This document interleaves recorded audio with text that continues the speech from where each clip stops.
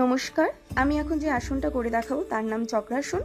প্রথমে দাঁড়িয়ে দু হাত মাথার উপরে তুলুন, দু হাত কান সংলগ্ন রেখে পেছন দিকে বাঁকিয়ে নিন, হাত ও পা সাধ্য মতো কাছাকাছি আনুন।